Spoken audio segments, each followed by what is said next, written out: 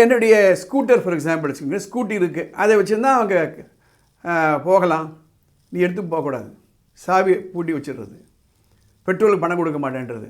இல்லை வீட்டில் ரெஸ்ட்டே இல்லாமல் இருக்கிறது, 6 நாள் ஒர்க் பண்ணுறாங்க, சண்டே அன்றைக்கி ஒரு நாள் ரெஸ்ட் அவங்களுக்கு, அன்றைக்கி கூட ரெஸ்ட் கிடையாது,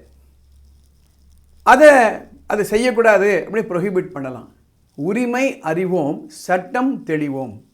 ஸோ இந்த எக்கனாமிக் அப்யூஸ் அப்படின்றதுல இவைகளெல்லாம் அடங்கும். என் அன்பார்ந்தவர்களே, உரிமை அறிவோம், சட்டம் தெளிவோம், அதை பற்றி நம்ம பேசிட்டு வரோம். ஒரு அட்வொகேட் என்ற ஒரு பொசிஷனில் சட்டத்தை ஒரு சாதாரண மக்களுக்கு எடுத்துகிட்டு செல்லணும், அதுக்காக தான் இந்த எபிசோடெலாம் போட்டுட்டு வரேன். இந்த டொமஸ்டிக் வயலன்ஸ் ஆக்டை பற்றி நம்ம பேசிகிட்ருக்கோம். அதில் முக்கியமாக டிஃப்ரெண்ட் டைப்ஸ் ஆஃப் அப்யூசஸ்ன்னு நம்ம பார்த்தோம். Verbal, emotional abuse, sexual abuse, அதெல்லாம் நம்ம பார்த்தோம். இன்றைக்கி முக்கியமாக நம்ம என்ன பார்க்க போகிறோம், எக்கனாமிக் அப்யூஸ், பணம் சம்பந்தப்பட்ட அப்யூஸ் அப்படின்னா துஷ்பிரயோகம் அப்படின்னு சொல்லலாம். துஷ்பிரயோகம் அப்படின்னு சொல்லலாம். அதாவது நமக்கு ஒரு அருகதை இருக்கிறது, நமக்கு ஒரு உரிமை இருக்கிறது, அதை கொடுக்க மாட்டேன்றாங்க, துஷ்பிரயோகம் பண்ணுறாங்க. நம்ம சொல்கிறோமா இல்லையா, அதிகாரத்தை துஷ்பிரயோகம் பண்ணுறாங்க. ஒரு கவர்மெண்ட் அஃபீஷியல் இருக்கார், ஒரு போலீஸ் இருக்கார், ஒரு ரெவென்யூ அஃபீஷியல் இருக்கார், இல்லை ஒரு மேனேஜர் இருக்கார் ஒரு தனியார் நிறுவனத்தில், அவங்களுக்கு சில பவர்ஸ் கொடுத்துருக்காங்க. அந்த பவர்ஸை நியாயமாக அவங்க யூஸ் பண்ணணும். அதை ராங்காக யூஸ் பண்ணால் தான் we call it as abuse. இந்த எக்கனாமிக் அப்யூஸ் சில எக்ஸாம்பிள் நான் கொடுக்குறேன்.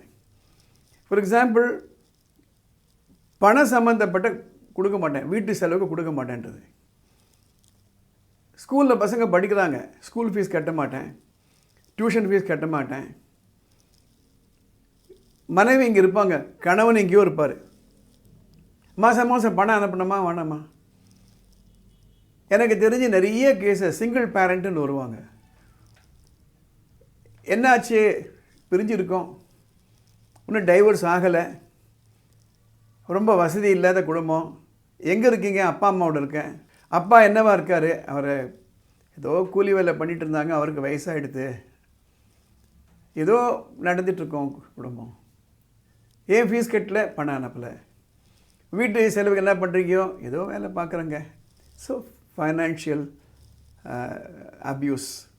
ரெண்டாவது ஸ்ரீதனா ப்ராப்பர்ட்டின்னு ஒன்று உண்டு.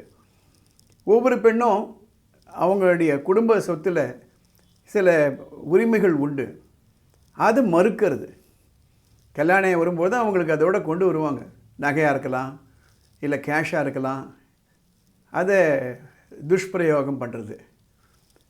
ப்ராப்பர்ட்டி, கணவன் மனைவி 2 பேரும் ஒர்க் பண்ணியிருக்கும் போது ஒரு ப்ராப்பர்ட்டி வாங்கியிருப்பாங்க, ஒரு ஃபிக்ஸட் டெபாசிட்டில் போட்டிருப்பாங்க, இல்லை இந்தமாவே தான் சம்பாதிச்சு இவங்க பிரியத்துக்கு முன்னாடி ஏதோ வாங்கி வச்சுருப்பாங்க, அதை கொடுக்க மாட்டேன்றது.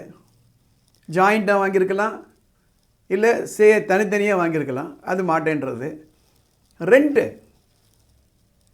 நான் ஊருக்கு போகிறேன், அங்கே போய் வேலை பார்க்குறேன், பாம்பேக்கு போகிறேன், டெல்லிக்கு போகிறேன், மாதம் ரெண்டு நான் கட்டுறேன்னு சொல்கிறது, ஆனால் கட்டாமல் இருக்கிறது. இவங்க என்ன பண்ணுவாங்க? ரைட், மெயின்டெனன்ஸ், சட்ட ரீதியாக வரக்கூடிய மெயின்டெனன்ஸ் பின்னால் நம்ம பார்க்க போகிறோம். பட் வீட்டை மெயின்டைன் பண்ணணுமா வேணாமா? அந்த பணம் கொடுக்க மாட்டேன்னு சொல்கிறது. ரெண்டாவது, டிஸ்போஸ் ஆர் ஏலியனேட், வித்துறது, ஒய்ஃபுக்கு சொந்தமான சில பொருட்களை வித்துறது. For example, household effects. எனக்கு தெரிஞ்ச ஒரு குடும்பம், அவங்க வீட்டில் இருந்தது ஒரு வெள்ளி சொம்பு, ஒரு வெள்ளி டம்ளர், ஒரு வெள்ளி கிண்ணி.